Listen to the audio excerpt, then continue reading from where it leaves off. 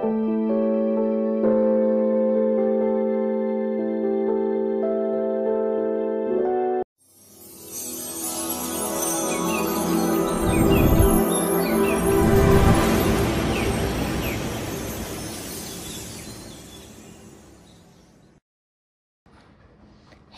Dương Liệu xin chào bạn. Chào mừng bạn đến với kênh móc len của Dương Liệu Handmade.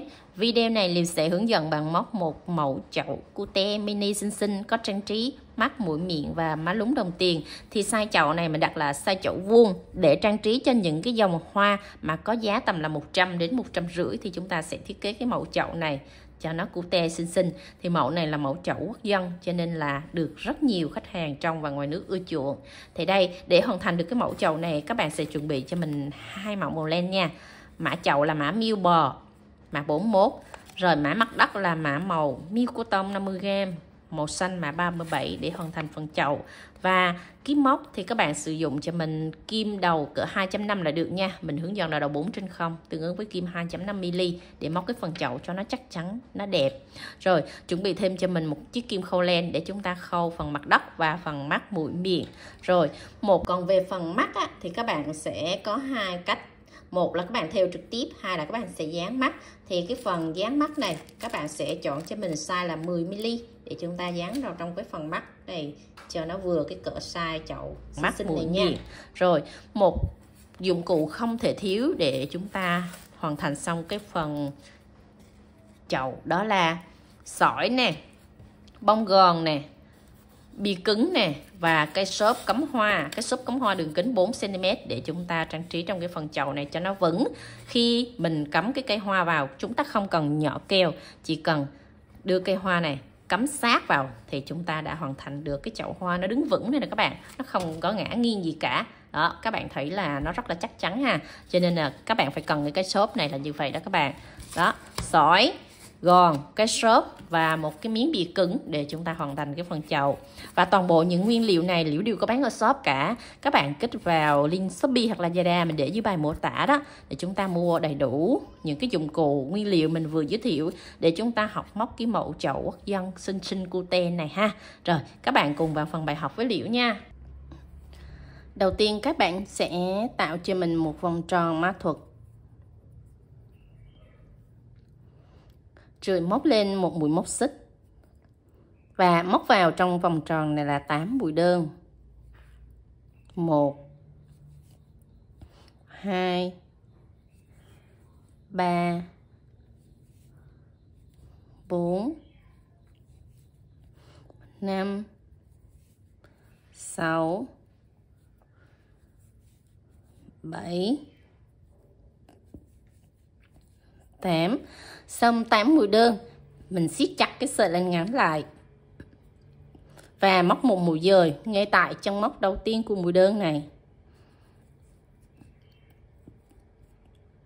Rồi bắt đầu lên hàng thứ hai, các bạn sẽ móc lên cho mình một mũi móc xích và tại chân đầu tiên này chúng ta móc 2 mũi đơn vào chung một chân móc.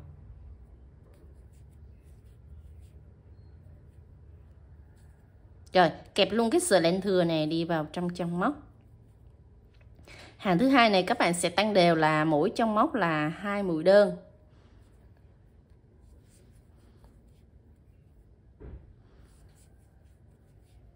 Rồi các bạn cứ móc như vậy cho đến chân cuối cùng nha.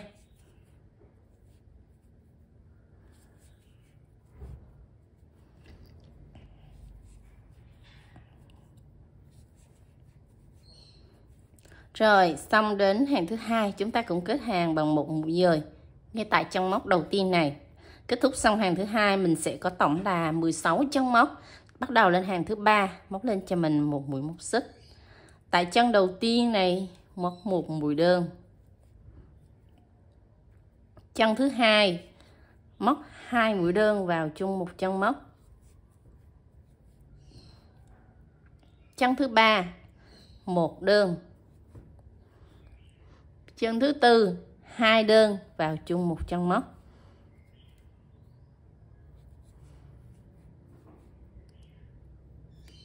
Rồi các bạn sẽ lặp lại công thức là 1 2 1 2 đều như vậy cho đến hết hàng nha. Đó, chúng ta sẽ tăng từng tiếng 1 2 1 2. Rồi đến chân cuối cùng mình cũng kết hàng bằng một mũi dời và kết thúc xong hàng thứ ba mình sẽ có tổng là 24 chân móc. Bắt đầu lên hàng thứ 4, móc lên một mũi móc xích. Tại chân đầu tiên này chúng ta sẽ móc một mũi đơn. Chân thứ hai một mũi đơn. Chân thứ ba là 2 mũi đơn vào chung một chân móc. Ở hàng thứ tư chúng ta sẽ có công thức là 112 112, rồi các bạn sẽ lặp lại công thức như vậy cho đến hết vòng.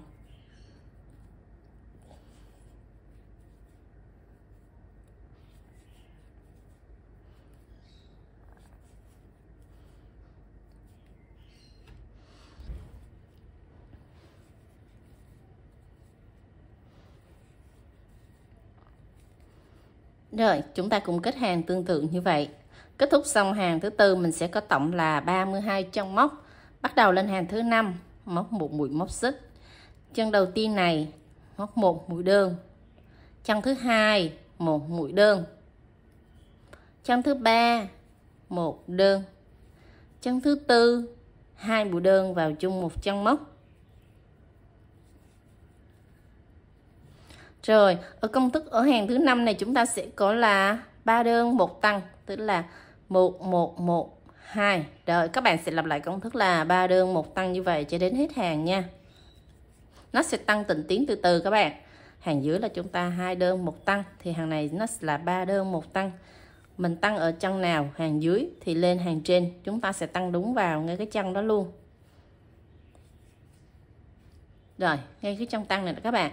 Rồi, chúng ta sẽ móc đến hết tới chân cuối này nha. Đến chân cuối cùng này luôn luôn là chân tăng các bạn. Rồi, mình kết hàng bằng một mũi dời. Chúng ta đã kết thúc xong hàng thứ 5. Mình sẽ có là 5 x 8 bằng 40 chân móc. Bắt đầu lên hàng thứ 6, móc lên một mũi móc xích. Rồi, tại chân móc đầu tiên này móc một mũi đơn. Chân thứ hai một đơn. Chân thứ ba một đơn. Chân thứ tư một đơn. Rồi 4 mũi đơn liên tiếp ở 4 chân móc. Chân thứ 5 chúng ta sẽ bắt đầu thêm mũi. Đó, chúng ta thêm mũi đúng vào tại cái chân ở hàng dưới này các bạn. Đó, nó sẽ có một đường thẳng các bạn giống lên là mình sẽ tăng đúng vào ngay cái chân đó luôn. Rồi công thức ở hàng thứ 6 chúng ta sẽ có là 4x1 tăng. Các bạn sẽ lặp lại công thức 4x1 tăng như vậy cho đến hết hàng.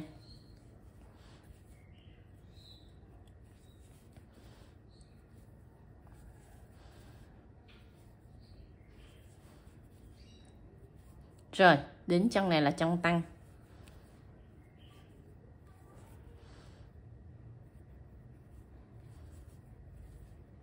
Đó, tăng đúng ở hàng dưới, giống lên để chúng ta khỏi phải quên cái chân móc tăng nha. Mình đã móc đến chân cuối cùng thì chân cuối này là chân tăng. Tổng hết 6 hàng móc chúng ta sẽ có tổng là 48 chân móc.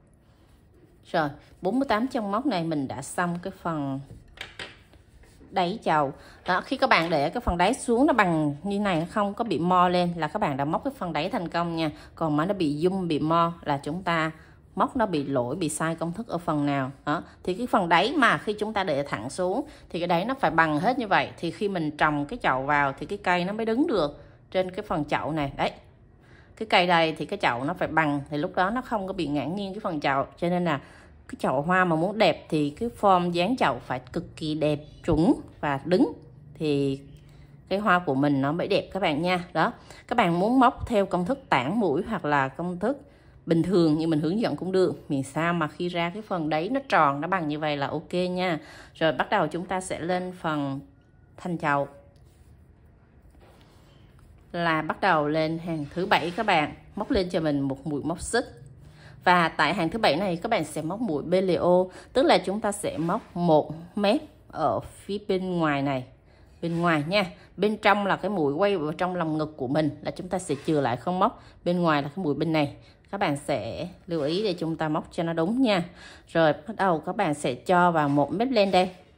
Đó, một mép len ở phía ngoài. Móc lên một mũi đơn. Tại mũi móc xích luôn các bạn nha. Rồi chân thứ hai các bạn cũng thấy là mình lấy một mép len ở phía bên ngoài thôi. Rồi, tại đây thì các bạn sẽ móc đều là mỗi chân móc một mũi đơn, không có tăng mũi nữa. Chúng ta lên phần thành chậu là móc đều bằng mũi đơn hết nha. Và lưu ý là cái hàng thứ 7 này là chúng ta sẽ móc mũi BLO. Đó, BLO cho đến hết hàng luôn. Là mỗi chân móc là một mũi đơn, cho đến chân cuối cùng là chúng ta sẽ có tổng là 48 mũi đơn ở 48 chân móc. Nên mình đã móc đến chân thứ 48. Đây, chúng ta cũng kết hàng bằng một mũi dời. Với cái phần chậu này các bạn phải móc mũi dời chứ không được móc mũi sắn ốc nha. Tại vì phần lên thành chậu này chúng ta sẽ móc theo kiểu là chậu vuông, cho nên là chúng ta bắt buộc phải móc theo kiểu mũi dời. Là kết thúc xong hàng thứ 7 mình sẽ có tổng là 48 chân móc. Thì cái phần đáy của mình bắt đầu nó sẽ có cái phân cách giữa cái mũi BLO này lên nè. Đó, nó sẽ có cái phần đường gân nổi để chúng ta móc lên phần thân chậu. Bắt đầu lên hàng thứ 8. Móc lên cho mình một mũi móc xích. Chân đầu tiên này móc một mũi đơn. Chân thứ hai một mũi đơn. Và các bạn sẽ thực hiện liên tiếp là 48 chân móc, mỗi chân móc một mũi đơn và móc đều 2 mép như vậy luôn, không có móc một mép mũi BLO nữa các bạn nha. Đó, các bạn sẽ cho kim với hết 2 mép rồi luôn nè. Rồi, cứ như vậy móc cho đến hết hàng số 8 và móc tổng vẫn là 48 chân móc ở 48 mũi nha. Rồi, các bạn cứ móc đều như vậy cho đến hết hàng, vô 2 mép len luôn, không có chừa mép nữa. Rồi, kết thúc xong hàng thứ 8 chúng ta cũng kết hàng bằng một mũi dời. Xong 48 chân móc, chúng ta lên hàng thứ 9, móc lên cho mình một mũi móc xích. Và tại hàng thứ 9 này các bạn sẽ móc tương tự giống như hàng thứ 8.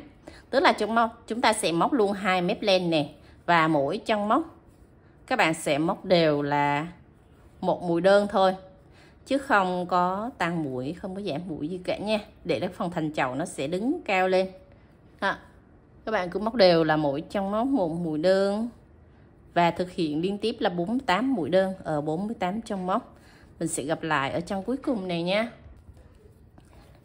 Rồi móc đến chân cuối cùng chúng ta cùng kết hàng lại nha. Và mình sẽ chỉ cho bạn một cái mẹo để mình kết hàng cho nó chặt mà nó không có cái đường mối nối này. Khi các bạn kết hàng từ chân cuối đến chân đầu đây thì các bạn sẽ siết chặt lại như thế này nha. Đó, siết chặt lại. Đây là một bước. Và một bước chúng ta móc lên mũi móc xích này thì các bạn sẽ móc cái mũi móc xích lên này chặt tay chứ đừng có lỏng tay, thì để cái mũi móc này, cái mũi xích này nó sẽ đều hết tất cả các cái đường hàng móc chứ nó không có cái điểm mối nối. Đó là cái điểm thành công của chúng ta nè. Đó, các bạn thấy là khi mình móc mũi xích lên chặt tay và cái đường cuối nó kết hàng chặt với cái đường đầu thì cái đường mối nối của chúng ta là nhìn nó thẳng hàng, tương tự giống như mũi đơn chúng ta móc vậy thôi, chứ nó không có hiện rõ cái đường mối nối xấu gồ ghề. Đó là lưu ý khi các bạn móc chậu mũi kết hàng nha. Rồi thì bắt đầu các bạn lên hàng tiếp theo các bạn cũng móc tương tự công thức như hai hàng dưới mình vừa hướng dẫn. Đó là các bạn cứ lên một mũi móc xích rồi móc đều là mỗi chân móc một mũi đơn như vậy. Rồi thì ở đây mình đã móc tổng là 1 2 3 hàng ở phần thân chậu, thì các bạn sẽ móc lên cho mình là tổng là 10 hàng móc, tính cả 3 hàng này nữa thì các bạn sẽ móc tiếp cho mình 7 hàng, tổng cộng là từ cái hàng này nha, 1 2 3 rồi móc tiếp 7 hàng nữa, tổng cộng là 10 hàng. Mình sẽ gặp các bạn sau khi các bạn móc xong đến hàng thứ 10 nha.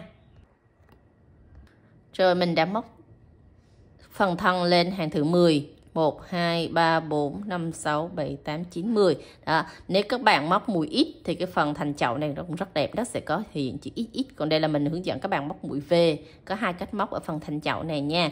Thì tổng từ cái phần đáy này là 6 hàng, ở đây 10 hàng thì là tổng là 16 hàng rồi. Rồi bắt đầu chúng ta sẽ lên hàng 17. Các bạn sẽ móc 1 2 3 mũi móc xích các bạn nha. Rồi đâm kim vào chân móc đầu tiên này, móc cho mình một mũi kép. Hàng thứ 17 chúng ta sẽ đổi công thức móc sang mũi kép nha. Rồi, các bạn sẽ móc đều là mỗi chân móc một mũi kép và vào luôn 2 mép len ha. Rồi, móc đều hết như vậy cho mình các bạn. Đó, chiều cao của mũi kép bằng 3 mũi móc xích nha. Rồi, các bạn cứ móc đều là 48 mũi kép ở 48 chân móc cho mình cho đến hết hàng thứ 17 này luôn nha. Đó. Rồi, cứ đều như vậy cho đến hết hàng cho mình.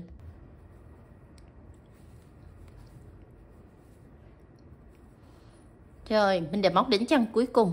Chúng ta kết hàng bằng một mũi dời vào ngay đỉnh đầu của mũi kép này nha. Rồi, đó là kết thúc xong hàng thứ 17. Đó, mình sẽ có một hàng đổi mũi móc sang mũi kép. Rồi, bắt đầu lên hàng thứ 18 là cái phần mà chúng ta sẽ móc cái phần bẻ ra của phần chậu, thì các công thức móc nó sẽ như sau. Móc lên 1 xích, 2 xích, 3 xích. Rồi, ở phần thành chậu này, đây là cái phần miệng chậu nè. Đây. Mình ăn gian một hàng kép này để nó phải bằng 3 hàng đơn. Đó. Để cho mình móc nó sẽ công thức nó sẽ nhanh hơn, nó lợi công hơn. Một hàng kép này chúng ta sẽ bằng 3 hàng đơn. Nếu các bạn không móc hàng kép thì tính ra 3 hàng đơn vào đây nha. Rồi bắt đầu lên cái phần thành chậu mà chúng ta bẻ cái miệng chậu ra nè. Và chỗ đây chừa mép để chúng ta khâu đất. Cho nên là bắt buộc ở hàng này các bạn sẽ móc mũi nửa mép. Nửa mép nó sẽ tương tự giống như vậy. Nhưng mà nửa mép bên đây là nửa mép G ngoài. Còn bên đây là nửa mép G trong thì nó ký hiệu là FLO. Còn đây là BLO. Các bạn lưu ý hai phần như vậy nha. Rồi, nửa mép ở đây là mép bên trong nè. Thì các bạn sẽ móc nửa mép đây. Bên trong là quay vào trong lòng ngực của mình. Bên ngoài là phía này. Ha. Đó, các bạn sẽ lưu ý như vậy để mình móc cho nó đúng mũi móc nha. Chân đầu tiên chúng ta là móc một mũi kép. Đó, một mép bên ngoài này. Đây, một mép bên trong, sorry các bạn. Chừa cái mép bên ngoài này lại nha. Đó. Rồi. Các bạn sẽ móc liên tiếp cho mình mỗi chân móc một mũi kép và đều móc mũi nửa mép. Rồi. Đây. Nửa mép đó các bạn. Rồi mình sẽ móc đều hết 48 chân móc là 48 mũi nửa mép hết nha. Rồi các bạn cứ thực hiện đều như vậy cho đến hết hàng. Rồi chừa lại cái mép này lại nè.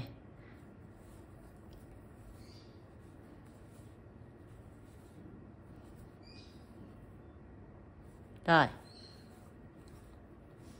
Các bạn cứ móc như vậy cho đến hết hàng nha. Đó, chừa cái mép này lại, nó sẽ có cái đường cộm lên như vậy. Rồi mình đã móc đến chân cuối cùng. Chúng ta kết hàng bằng một mũi dời vào ngay trong móc của mũi kép này. Kéo lên qua. Xong rồi các bạn đừng móc một mũi móc xích nha. Mà chúng ta sẽ cắt lên tại vị trí này. Mình hướng dẫn cho các bạn cách giấu lên. Đẩy lên ra. Và cho cái sợi len mình vừa cắt đó đi vào trong cái chân móc này luôn. Rồi, ở đây có một cái cách giấu lên để chúng ta không thấy cái điểm mối nối. Rồi, thì các bạn sẽ giấu thẳng nó đi xuống phía dưới này. Cái chậu này là mình sử dụng cái kiểu chậu bẻ ra như thế này. Thì sẽ có hai cách giấu lên. Một là các bạn sẽ giấu nó xuống phía này. Hai là các bạn sẽ giấu nó đi ra phía sau này. Thì có hai cách giấu. Miễn các bạn giấu làm sao mà nó đừng có lộ cái sợi len móc của mình ra. Thì như vậy cái chậu của mình nó mới đẹp các bạn. Đó, các bạn sẽ giấu luồn nó vào trong từng chân móc này. Chứ các bạn đừng có kéo thẳng nó xuống nha. Kéo thẳng nó xuống là nó sẽ lộ cái sợi len mình vừa giấu, nó rất là xấu. Đó, khi các bạn léo nó qua mỗi chân móc như vậy thì đẩy nó xuống ngay. Thì nó sẽ chìm vào trong từng cái chân móc luôn, nó không bị lộ ra. Xong rồi các bạn sẽ bẻ cái thành chậu lại. Đó, là chúng ta đã hoàn thành xong một cái chậu kiểu vuông rất là xinh xắn. Đó, các bạn thấy nó vuông vức ha. Đó, cho nên mình đặt chậu này là chậu vuông. Chậu vuông. Rồi chúng ta sẽ bắt đầu móc tới phần mặt đất nha. Rồi bắt đầu các bạn sử dụng xì len màu xanh hoặc màu nâu để chúng ta móc phần mặt đất. Và lưu ý cái điểm này quan trọng nè. Các bạn sẽ tạo cho mình một vòng tròn mã thuật. Nhưng mà cái sợi len để tạo vòng tròn mã thuật này các bạn sẽ chừa dài cho mình cỡ tầm là 10 cm nha. Lát nữa mình sẽ nói lý do vì sao mình sẽ chừa cái đoạn là sợi này nó dài để các bạn hiểu và các bạn chừa cho nó vừa đủ kích thước nha. Rồi, chừa dài như vậy đó cho mình đó các bạn. Rồi móc lên một mũi móc xích. Móc vào trong cái vòng tròn mã thuật này 8 mũi đơn. 3 4 5 6 7 8. Xong 8 mũi đơn rồi thì các bạn đừng có siết cái sợi len dài này, sợi len ngắn này các bạn, đừng có siết nhỏ quá, đừng có siết lại nhỏ quá nha. Các bạn siết vừa vừa thôi. Đó, nó còn chừa cái lỗ như thế này. Rồi, chúng ta sẽ móc một mũi dời vào ngay trong móc đầu tiên của mũi đơn này. Đó, lưu ý là vẫn còn chừa cái lỗ này lại, đừng có siết chặt các bạn nha, để mình sẽ trồng cái cây nó vào ngay tại cái lỗ đó nè. Đó. Rồi, móc đến hàng thứ hai, các bạn móc đều là mũi trong móc là 2 mũi đơn. Cái công thức móc của mặt đất này thì các bạn sẽ không có giấu len nha. Đây, không có giấu cái sợi len thừa này đi vào trong mũi móc mà các bạn sẽ chừa dài như thế này cho mình nha. Đó. Rồi, móc đều là mũi trong móc là 2 mũi đơn. Và phần mặt đất này lưu ý cho mình một điểm là các bạn phải móc rất chặt tay. Để khi mà mình nhồi gòn vào á, thì cái phần mặt đất này nó không có bị lộ gòn ra. Đó, cho nên là một điểm lưu ý thứ hai khi móc phần mặt đất cho mình là như vậy các bạn nhé. Rồi, thì phần mặt đất này các bạn sẽ theo dõi công thức trên màn hình. Mình móc tương tự giống như phần đáy chậu, cho nên là mình sẽ hướng dẫn nhanh phần này để các bạn hoàn thành cho xong phần mặt đất. Rồi mình hướng dẫn các bạn cách trang trí chậu và khâu ráp nha. Đó, xong chúng ta cùng kết hàng bằng một mũi dời vào ngay trong móc đầu tiên này. Vẫn luôn chừa cái lỗ này lại và chừa cái sợi len ngắn này lại cho mình nha. Rồi, thì đây là kết thúc xong hàng thứ hai. Đến hàng thứ 3, 4, 5 và 6 thì các bạn sẽ móc tương tự giống như phần đáy chậu này cho mình. Cùng chung công thức hết tất cả để khi mình áp vào thì nó sẽ bằng với cái size này. Chúng ta vừa khâu ráp vào nó vừa đủ nha. Rồi các bạn sẽ móc đều như vậy cho đến hết hàng thứ 6 cho mình. Chúng ta sẽ gặp lại các bạn sau khi các bạn móc xong đến hàng thứ 6 nha. Rồi mình đã móc đến chân cuối cùng của hàng thứ 6. Các bạn cũng kết hàng là bằng một mũi dời. Rồi lưu ý tại cái điểm mà chúng ta móc mũi dời này xong thì các bạn sẽ cắt cho mình một đoạn chỉ này có chiều dài là 70 cm nha. Đó, để chúng ta chừa cái sợi dây này dài để mình khâu ráp vào trong cái phần chậu đó các bạn. Cho nên là lưu ý cho mình cái phần này nha. Đẩy cái sợi len này ra. Đó, luôn là phải chừa dài. Xong rồi, còn một thủ thuật nữa là các bạn sẽ đẩy cái sợi len mình vừa chừa này nè, đẩy nó lên trên. Đây, đẩy nó lên trên khỏi mặt đất các bạn nha. Lưu ý cho mình là đẩy nó lên phía trên. Đây là phần trái, đây là phần phải. Rồi, mình sẽ hướng dẫn các bạn cách khâu và mình sẽ nói lý do vì sao các bạn sẽ đẩy cái sợi len thừa này lên và không giấu vào trong phần mũi móc nha. Rồi, mình đã xong cái phần chậu và đất. Bắt đầu chúng ta sẽ khâu ráp cái phần này lại với nhau. Rồi, các bạn sẽ bắt đầu cho mình là một miếng bìa cà tông có đường tròn bằng với cái phần đáy chậu. Một cái cây xốp mà chúng ta chuyên cắm hoa đó các bạn. Cái xốp đường kính là 4 cm, ít sỏi trắng nè. Và gòn bi ha. Bắt đầu chúng ta sẽ trang trí cho cái phần chậu. Đầu tiên á, là cái phần mà cắt miếng bìa này thì mình có hướng dẫn ở các video trước là chúng ta sẽ cắt miếng bìa nó ở cái hình chữ nhật trước. Mình sẽ hướng dẫn sơ lại cho các bạn để các bạn hình dung cái cách mà chúng ta sẽ làm nên một cái miếng bìa tròn như vậy ha. Đầu tiên là các bạn sẽ cắt cho mình cái miếng hình vuông trước nè. Các bạn sẽ đo chiều dài cũng như chiều rộng của đó, chiều dài cũng như chiều rộng cái phần đáy này. Các bạn cắt cho mình một miếng hình vuông trước. Rồi sau khi cái miếng hình vuông này nó đã định hình được rồi, các bạn sẽ bắt đầu tỉa tròn 4 góc. Tỉa tròn 4 góc từ từ để cho nó ra được cái hình tròn này. Đó. Cái cách tỉa thì mình có hướng dẫn ở cái video mà là học móc chậu hoa đào đó. Mình có tỉa đều hết 4 góc như vậy là nó sẽ ra được cái bìa tròn như vậy ha. Rồi có cái bìa tròn này thì các bạn mới dán vào trong cái phần đáy chậu này để nó tạo được một cái độ vững đứng của cái phần chậu. Khi chúng ta trồng cái cây hoa vào á thì cái phần chậu này nó sẽ đứng chắc, nó không có bị đổ. Luôn luôn các bạn phải có miếng bìa trước thì chúng ta mới trang trí được các cái khâu khác nha. Rồi các bạn sẽ cho keo đều nó vào trong cái phần mặt đất trước. Rồi mình sẽ làm từ từ từng công đoạn để các bạn theo dõi nha. Đó. Có hai cách để chúng ta sẽ cho keo vào trong phần mặt này trước nè, cho đều hình tròn nha. Rồi cho đều hình tròn xong thì các bạn mới bắt đầu mới ướm cái miếng bìa cà tông mình vừa cắt này vô, ướm chặt và giữ cho khô keo. Và lưu ý là trong cái quá trình mình ướm á thì mình phải canh đều hết 4 góc làm sao cho cái bìa này nó nằm vừa chặt sát xuống, nó vừa tròn nha, tròn hết 4 góc. Đó, thì khi ướm nó xuống vậy á, thì nó mới đứng được cái thành chậu của mình nè. Rồi, xong rồi để trong thời gian khô keo, các bạn sẽ ướm cái cây xốp này nè. Các bạn sẽ để chặt vào đây. Rồi, đo cái khoảng cách chiều dài. Có hai cách đo. Một là các bạn để nằm ngang, hai là các bạn để đứng. Đó, chúng ta sẽ đo hai cách nha. Rồi, để nằm ngang thì các bạn sẽ cắt nó ngắn hơn cái thành chậu của mình là 0,5 cm. Khi chúng ta khâu vào trong cái phần đất nó sẽ không có bị nhô lên.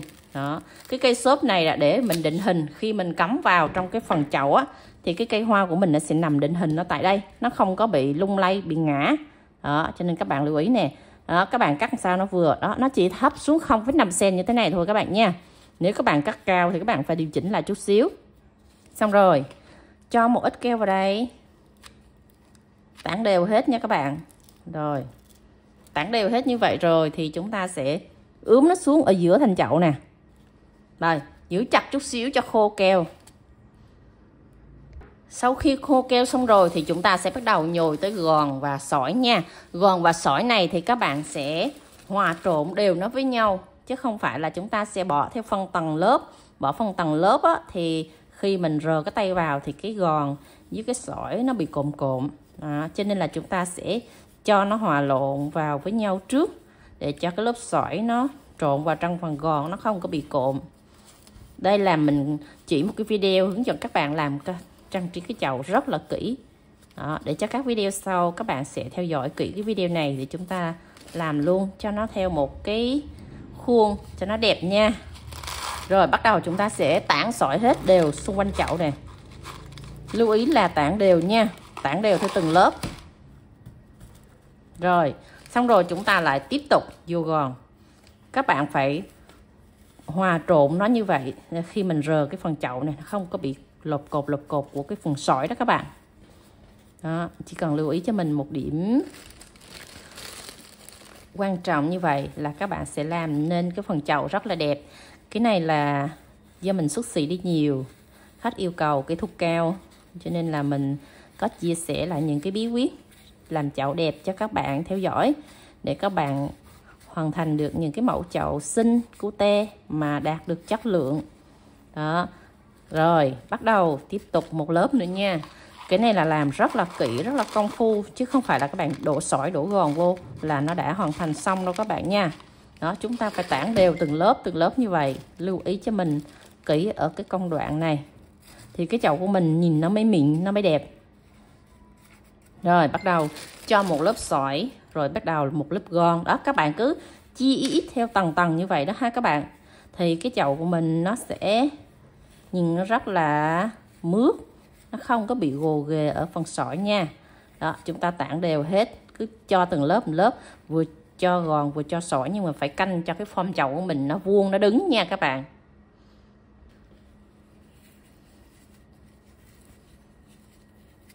Rồi chỉnh đều hết 4 mặt xong rồi các bạn sẽ nắn cái thành chậu này cho nó vuông vức, nó đẹp với các bạn nha. Xong rồi chúng ta sẽ bắt đầu tới công đoạn khâu nè. Rồi, khi khâu thì chúng ta sẽ cho cái sợi len dài này vô trong cái phần kim khâu len trước nè. Rồi, bắt đầu chúng ta sẽ khâu theo trình tự như sau. Đây, các bạn cho kim móc ở một mép len ở phần chậu trước, rồi cho kim móc lên 2 mép len ở phần đất. Phần đất là 2 mép len nha các bạn, còn phần chậu là 1 mép len, cái phần G này nè. Đó. Rồi chúng ta sẽ bắt đầu rút nó lại với nhau. Khi rút lại thì các bạn nhớ lưu ý là rút sát nó lại với nhau hết cho tất cả cho mình như vậy ha. Đó. Rồi. Cứ một chân bên phần chậu là một chân bên phần đất, các bạn cho nó 2 mép nó vô như vậy, rồi rút chặt nó lại với nhau. Rồi quá trình khâu thì đơn giản thôi các bạn, nhưng mà các bạn phải khâu đều các cái chân mũi, đừng bỏ sót chân mũi nào thì cái chậu của mình nó mới đẹp các bạn nhé. Đó, lưu ý là khâu đều hết tất cả các mũi cho mình, và đẩy cái gòn này nó đừng có bị cộm lên. Các bạn muốn khâu mặt đất bằng thì cho ít gòn, khâu mặt đất thì các bạn sẽ đẩy gòn nhiều lên để cái phần đất nó sẽ nhô lên. Đó, thủ thuật khâu nó như vậy đó các bạn. Rồi các bạn cứ vậy khâu cho đến hết luôn ha. 48 chân móc là các bạn sẽ khâu 48 chân ở đất và ở chậu nó tương ứng với nhau.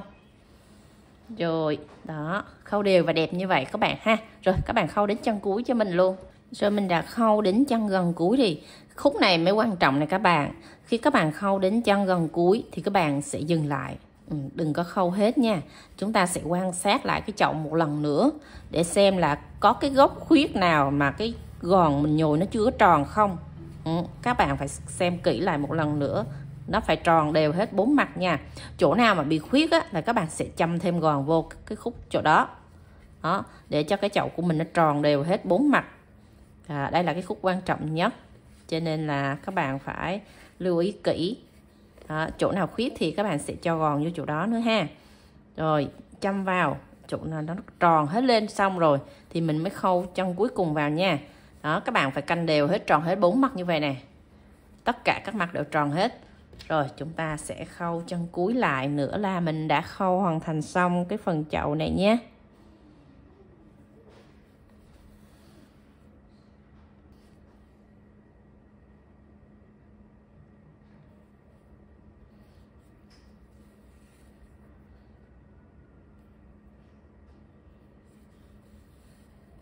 Đó, mình đã hoàn thành xong đến chân cuối cùng. Rồi cái thủ thuật để chúng ta giấu len ở chân cuối cùng này thì các bạn sẽ đẩy len ở phía trên đây, lên trên mặt đất nha. Rồi xong rồi các bạn sẽ giấu tiếp cho mình thêm 1 đến 2 chân dài ra nữa nha. Đó, dài ra như vậy thì nó không có bị tuột len nè. Đó. Rồi hoàn thành xong, chúng ta sẽ cắt cái sợi len dài, còn cái sợi len ngắn ở chính giữa vòng tròn mã thuật các bạn giữ lại nha, đừng cắt cái sợi này. Đó, các bạn thấy rất là xinh cute chưa? Rồi khâu xong các bạn sẽ uốn nắn nó đều hết tất cả 4 mặt cho mình lại một lần nữa, để cái chậu của mình nó có một cái độ gọi là tròn hết, đều hết 4 mặt. Rồi mặt đất chúng ta khâu bằng. Đó, các bạn muốn khâu thì các bạn sẽ cho gòn lên chút xíu thì cái mặt đất của mình nó sẽ tròn lên. Đó, đó gọi là chậu vuông. Mình đặt này là chậu vuông các bạn nha. Rồi bắt đầu chúng ta sẽ trang trí mắt mũi miệng, rồi mình sẽ cắm chậu vào đây, cắm cái hoa vào đây sorry các bạn. Rồi mình sẽ bắt đầu thêu phần miệng trước nha. Mình sẽ hướng dẫn sơ để khi mình thêu nó sẽ đơn giản. 1, 2, 3, 4. Các bạn sẽ canh nó là cái miệng nó sẽ nằm ở vị trí hàng thứ 3 và hàng thứ 4. Tức là các bạn sẽ canh cái phần miệng nó vừa 2 chân móc. Rồi cái phần mới nhét cái mép lên là 1 chân móc nữa. Thì tổng là 1, 2, 3, 4 chân móc. Cái miệng của mình nó sẽ xòe đều 4 chân móc nha. Rồi mình để cái mẫu đây để các bạn nhìn hình dung cho dễ khâu. Trong quá trình mình khâu mình sẽ nhìn cái mẫu để mình tưởng tượng cho nó dễ nha. Bắt đầu chúng ta sẽ khâu từ cái phần miệng ra cho đến phần mắt, rồi đến phần lúng má hồng. Đó, nó sẽ có công thức khâu từ từ như vậy.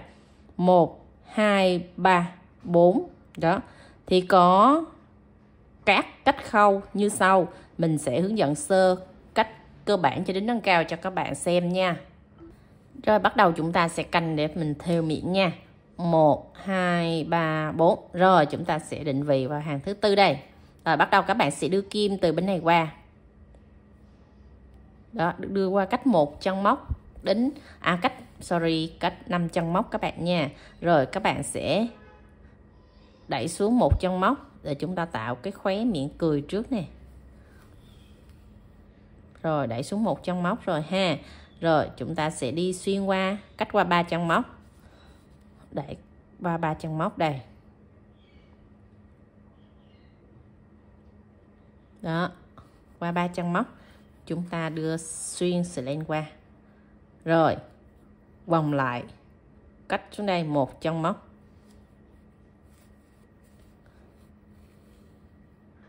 Đó, rồi các bạn thấy nó có hình dung được cái miệng cười rồi nha. Xoay qua cách 1 chân. Rồi bắt đầu xoay lại cách 1 chân bên đây. Đó, cái miệng của mình nó sẽ nằm ở giữa trung tâm thì các bạn sẽ kéo cái sợi len qua, rồi đẩy hết cái phần gòn thừa này các bạn cắt đi ha. Trong quá trình mình khâu nó bị trôi cái gòn ra đó các bạn. Rồi tại cái miệng này các bạn sẽ đẩy len lên.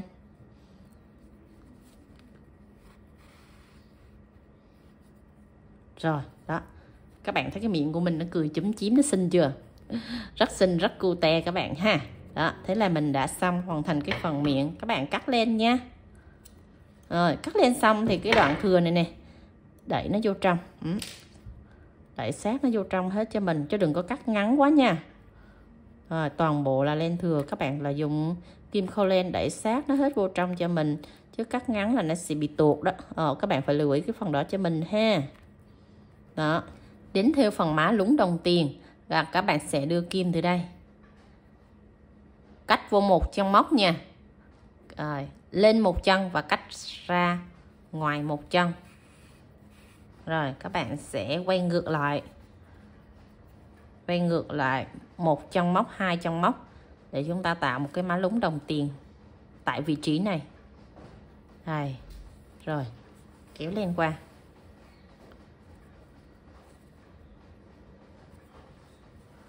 Rồi cách 1 chân bên này chúng ta cũng thêu tương tự qua.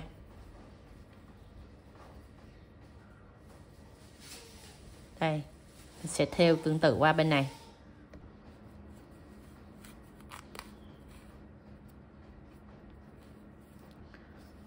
Rồi chúng ta cũng cắt ra 2 chân móc. Rồi mình đẩy lại.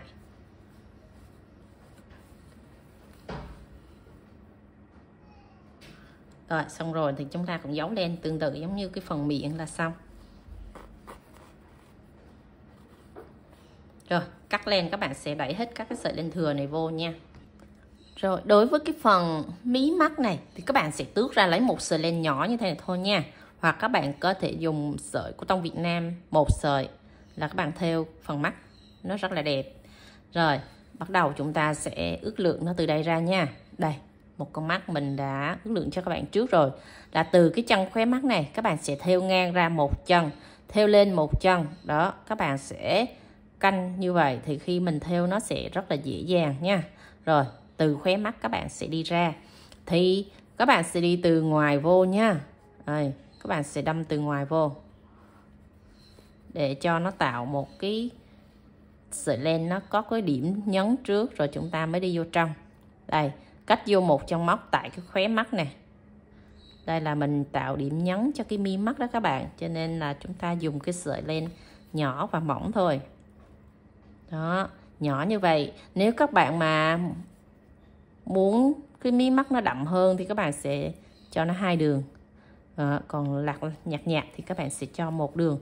Tùy các bạn nha. Dùng 1 sợi len hoặc 2 sợi len là tùy mình cái cách mình cho con mắt của mình nó tạo điểm nhấn như thế nào thì các bạn sẽ cho cái sợi len nó ít hay nó nhiều. Rồi đi lên hàng trên cách 1 chân móc, đi xuống tại cái mí mắt này luôn, rồi đâm lại chân đó luôn các bạn. Đây. Rồi nếu các bạn dùng sợi của tông Việt Nam thì các bạn dùng 1 sợi, Đó. Còn nếu mà các bạn dùng len này thì các bạn sẽ tước 1 hoặc 2 sợi tùy các bạn nha. Khi mình thêu vào mình thấy cái mí mắt nó hơi bé thì các bạn sẽ dặm thêm 1 chân nữa, hoặc các bạn muốn nó nhạt nhạt thì các bạn sẽ để một đường khâu hoặc là 2 đường khâu dặm như mình vậy đó. Đó, tùy các bạn ha. Rồi cái khóe mắt nó sẽ tạo một cái điểm lệ ướt mi như vậy đó các bạn. Rồi đẩy kim qua ra, đây là mình đã chốt lên xong. Còn nếu mà các bạn đang khâu mắt này chưa khâu thì các bạn sẽ đẩy ngược kim lại nè. Rồi đẩy ngược kim lại và chúng ta sẽ khâu từ chân này ra. Đó, nó đơn giản vậy thôi các bạn. Đó, rồi. Và thế là chúng ta hoàn thành xong cái phần mí mắt nha. Cái này có một cách cưng hơn nữa là các bạn sẽ thêu bọng mắt màu trắng nó nằm góc dưới này nè. Đó thì các bạn trang trí mắt mũi miệng sao cho cái chậu mình nó cute là được, tùy theo cái sở thích của mỗi người. Xong rồi chúng ta sẽ canh chỉnh cái mí mắt này lại chút xíu cho nó có hồn, nó xinh xinh. Đấy, đẩy các góc mắt nó sát ra chút xíu. Đó, thế là chúng ta có một cái chậu cute xinh xinh rồi. Rồi đến cái quá trình cho hoa vào trong chậu thì các bạn sẽ biết lý do tại sao mình chừa cái sợi len này. Rồi cho cái mũi kéo nhọn nó vào đây, banh 2 cái quai kéo ra. Khi mình banh 2 cái quai kéo thì cái lỗ của cái vòng tròn ma thuật ở cái phần mặt đất này nó sẽ tự động nó rộng ra, và cái sợi len mình chừa này nè các bạn, đó nó sẽ không có bị hụt, nó không có bị đứt mà nó sẽ rộng từ từ ra như thế này đó, các bạn thấy không? Rồi bắt đầu mình sẽ đưa cái phần mặt đất này vào, trồng vô cái phần cây này. Đây, các bạn sẽ trồng sát nó vào đây. Ở phần dưới nó có cây xốp rồi thì các bạn chỉ cần cắm sát cái cùi hoa nó vào cây xốp là được. Rồi các bạn thấy nó chắc, nó đứng vững rất là đẹp chưa, ok chưa? Rồi bắt đầu cái sợi len này nè các bạn sẽ rút sát, đó, rút thật sát vào, thế là xong, là chúng ta đã hoàn thành xong. Rồi bắt đầu mình sẽ dùng cái sợi len thừa này, lấy cái kim chúng ta sẽ giấu cái sợi len này xuống phần dưới mặt đất. Rồi giấu giữ nguyên đó luôn, các bạn đừng có cắt. Đó, giấu sát nó luôn là chúng ta đã xong. Đó, sau này khi mà vệ sinh hoa thì các bạn chỉ cần rút cái mặt đất này ra, rút cái bông hoa này ra khỏi mặt đất là chúng ta vệ sinh cái phần hoa này là được thôi. Đó, đơn giản. Rồi cái sợi dây này các bạn chừa lại để khi mà mình rút ra rút vào thì có cái sợi dây trên mặt đất này, các bạn sẽ sử dụng nó để rút lại rất là đẹp. Rồi cái phần hoa này thì mình đã hướng dẫn ở video trước rồi, thì các bạn sẽ gõ là móc hoa chuông bắp thì nó sẽ ra cái mẫu hoa này nha. Rồi mình đã hướng dẫn cho các bạn hoàn thành xong cái phần chậu vuông cute mini rất là xinh xắn. Các bạn thấy video hay nhớ cho Liệu xin một like với nha, và để lại phần bình luận bên dưới nếu có đoạn nào các bạn thắc mắc, các bạn chưa hiểu rõ, Liệu sẽ hướng dẫn để các bạn hoàn thành cái mẫu chậu cute xinh xinh này nha. Bye bye, hẹn gặp lại các bạn ở những video sau nha. See you.